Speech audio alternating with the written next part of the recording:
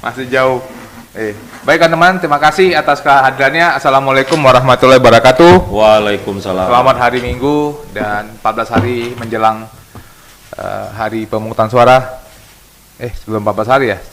14 hari. 17 hari. 17 hari menjelang pemungutan suara, 14 hari masa kampanye. Semoga teman-teman sehat. Assalamualaikum warahmatullahi wabarakatuh. Waalaikumsalam. Terima kasih Pak teman yang sudah hadir. Hari ini kita akan melaksanakan konferensi pers terkait dengan adanya dugaan rencana perusakan kertas suara untuk paslon 02 dan juga adanya dugaan kecurangan pemilu yang terjadi pada saat rapat BIMTEK antara PPS dan PPK di Kabupaten Jember. Yang hadir hari ini Bung Habib, Bang Habib, Wakil Ketua TKN, Bang Ali Said, Bang Ali Lubis, dan saya sendiri Fritz Siregar. Silakan Bang Habib untuk dimulai. Ya, bismillahirrahmanirrahim. Assalamualaikum warahmatullahi wabarakatuh. Waalaikumsalam warahmatullahi wabarakatuh. Salam sejahtera rekan-rekan sekalian. Hari ini kami melakukan expose terhadap temuan dugaan kecurangan sangat penting ya yang kami dapat dalam waktu 1-2 hari kemarin. Yang pertama di Provinsi Jawa Tengah ya. Kami mendapat informasi yang sangat dapat dipercaya bahwa sekitar minggu ketiga Januari 2024 ada petinggi parpol yang mengumpulkan penyelenggara pemilu di sebuah hotel. Dalam pertemuan tersebut dibahas bahwa kondisi lapangan Pilpres tidak menguntungkan koalisi partai tersebut. Mereka dalam posisi tertinggal dari Prabowo Gibran. Begitu juga untuk Pileg DPR RI disebutkan bahwa partai mereka dalam posisi tertinggal. Mereka ya menyatakan ada narasi bahwa akan melakukan kecurangan dengan cara merusak surat suara pemilih Prabowo Gibran, DPR RI Nasdem, Gerindra dan PKS. Ini saya sampaikan apa adanya yang berkembang saat itu ya. Caranya dengan merusak surat suara tersebut adalah dengan menggunakan paku saat penghitungan hasil pemilihan di TPS. Ya, saat ini kami terus mengumpulkan informasi dan bukti-bukti terkait kasus ini dan kami meminta kepada Bawaslu untuk bersikap proaktif dalam kasus ini. Yang kedua yang baru semalam kami dapat ya informasinya adalah yang terjadi di Jawa Timur. Kami mendapat informasi bahwa pada hari Senin 22 Januari 2024 KPU Kabupaten Jember mengadakan acara rapat koordinasi dan training of trainer TOT kepada petugas pemilih kecamatan, PPK dan petugas pemungutan suara PPS Kabupaten Jember di Hotel Cempaka. Pada acara tersebut diduga ada sejumlah penyelenggara pemilu secara terang-terangan menunjukkan gestur dan simbol dukungan kepada capres tertentu. Kami mendapatkan sejumlah foto dan video terkait kasus tersebut. Rekan-rekan tentu paham Jawa Tengah dan Jawa Timur adalah dua provinsi yang jumlah pemilihnya nomor 2 dan 3 tertinggi ya. Yang selama ini selalu menjadi penentu kemenangan bagi pemenangan pemilu, setidaknya di 2 pemilu terakhir. Kalau di 2 daerah tersebut terjadi kecurangan yang terstruktur, sistematis dan masif, maka kami khawatir akan sangat berpengaruh pada level nasional. Ya, kami serukan kepada masyarakat untuk mewaspadai segala bentuk potensi kecurangan ya. Saat ini hari pencoblosan masih semakin dekat ke kita ya, dan kita minta masyarakat untuk lebih waspada lagi. Nah, mungkin kita putarkan videonya dulu ya yang di Jember. Yang di Jember mana ya? Videonya gimana? Ini lagi. Nih. Ini acara. Nah, itu dia menunjukkan gestur seperti itu. Ini PPS dan PPK. Infonya begitu ya. PPS dan PPK.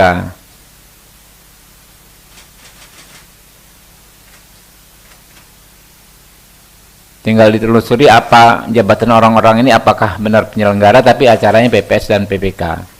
Nah, tolong ditampilkan foto yang foto bukan yang foto versi KPU yang diupload KPU.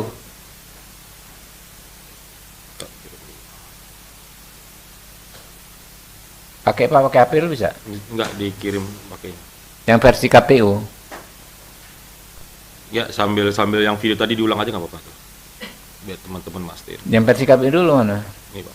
Lihat teman-teman, perhatikan ruangan ya, fasad dalam ruangan itu kan, interior, desain interior ruangan itu. Kemudian itu depan kan ada apa? Backdrop itu kan? Backdrop yang di depan tadi. Nah, itu persis dengan gambar resmi yang di launching oleh KPU Jember di websitenya. Jadi kalau lokasinya sih identik, tapi kita nggak tahu orang-orang ini siapa ya. Harus dipastikan, kan gampang dikenali wajahnya tuh. Nah, kami, itu kan belakang tuh backdrop. Nih udah. Ya, ini teman-teman deh, dipoto aja dari sini bisa lah, nih, ya. Backdropnya sama gitu loh, lokasi ruangannya sama. Tuh. Lokasinya sama. Yuk, Udah lu kirim nih. belum masuk. Ih.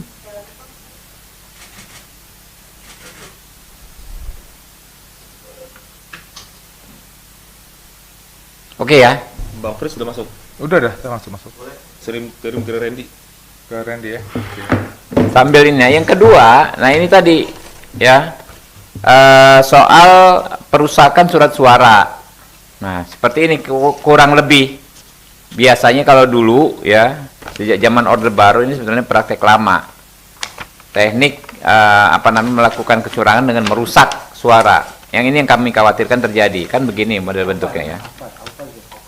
Aslinya kan begini nih, ya.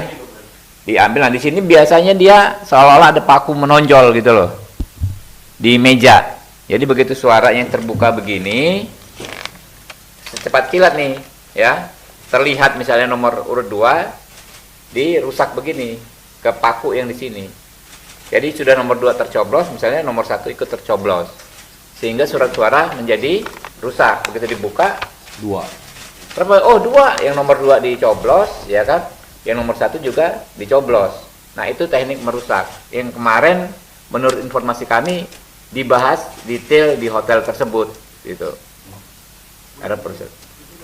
Yo. Nah, itu dia KPU tuh, postingan tuh. Tuh. Itu di resmi tuh depannya kan, atasnya KPU Kabupaten Jember. Yang di Jember ya. Backdropnya sama tuh. Nah, itu dia. Oke, teman-teman, ya. Ya, kita menyerukan ya ke semua pihak bahwa kontestasi ini kita mesti jaga martabatnya, pemilu ini kita jaga martabatnya. Lakukanlah ya pemenangan dengan cara-cara yang beretika, dengan cara-cara yang sesuai dengan hukum dan ketentuan perundang-undangan yang berlaku, karena rakyat sekarang sudah cerdas ya. Rakyat menginginkan suaranya terselamatkan, apa yang mereka pilih ya bisa benar-benar menentukan nasib bangsa dan negara ini ke depan. Ya, kami terus memonitor 2 masalah ini. Yang Jawa Timur hari ini juga sudah dilaporkan di Bawaslu Jawa Timur. Ya, yang Jawa Tengah kami masih melengkapi bukti-bukti. Dalam 1-2 hari ini akan kami laporkan.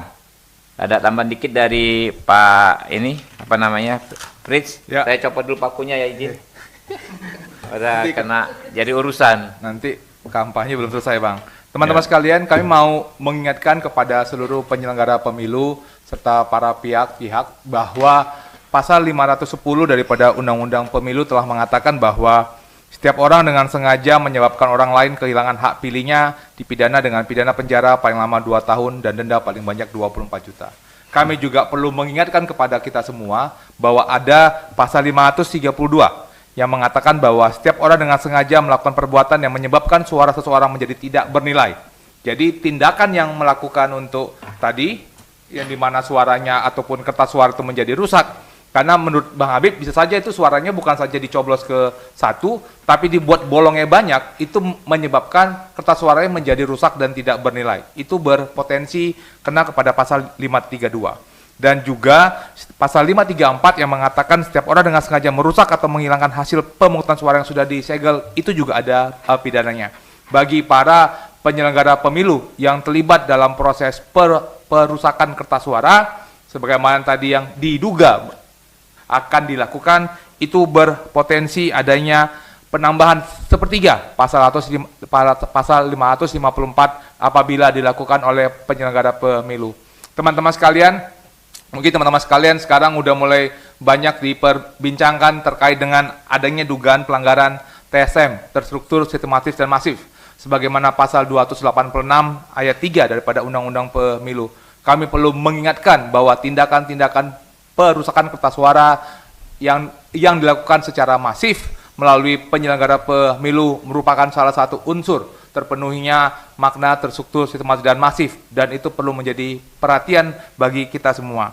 Kami tadi sudah menyampaikan kepada yang dilakukan oleh Pak Afif, ini perlu tindakan tegas daripada bukan saja kepada Bawaslu Jawa Timur, tapi juga kepada KPU Jawa Timur untuk melakukan klarifikasi dan pemanggilan terhadap KPU Kabupaten Jember untuk segera dapat melakukan pergantian dan penindakan pelanggaran etika bagi para penyelenggara pemilu, baik PPS, PPK, yang secara terang-terangan menunjukkan tidak kenetralan dalam proses penyelenggaraan pemilu. Kami juga mengingatkan kepada Bawaslu bahwa ada pasal 546 daripada Undang-Undang 7 tahun 2017, di mana apabila penyelenggara pemilu melakukan kegiatan menunjukkan, menguntungkan, ataupun merugikan salah satu paslon, itu dapat dituntut pidana penjara paling lama 3 tahun. Jadi ada dua penanganan yang dapat dilakukan oleh Bawaslu serta KPU.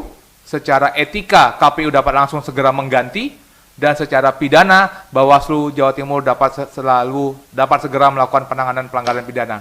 Teman-teman, ini adalah kesempatan kita untuk dapat memilih penyelenggara pemilu yang netral, dan apabila ada dugaan ketidaknetralan sebagaimana yang telah muncul di dalam video tadi, untuk membuat suasana aman dan tentram, pemilu yang jujur dan adil, tindakan tegas dari KPU dan Bawaslu dapat segera kami minta untuk segera dilakukan. Demikian Pak Habib.